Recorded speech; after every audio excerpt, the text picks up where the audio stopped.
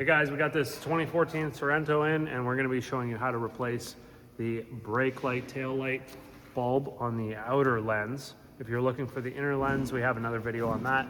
That will be located in here, and we'll show you that in a different video, but these are pretty simple to do. So to get started, all you need is a Phillips screwdriver. This is a Phillips number 2 screwdriver, by the way.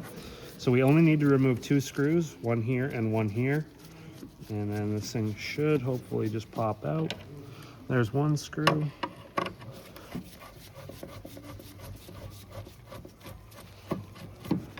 There's the other one. And this should hopefully just pull out. We've got a couple steel pins here, and they just go into these locating plastic dowels. So once we get to this point, this is going to be our tail light / brake light.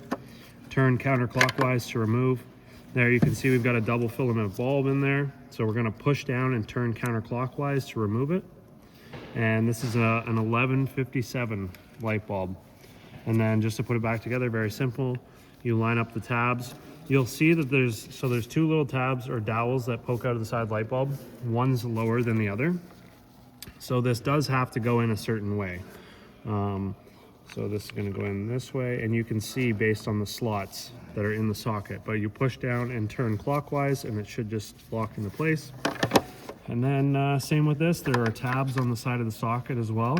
So we need to line those up with the holes that are in the lens so that it drops in, and then we just turn it clockwise till it locks into place. These tabs should be in the vertical position.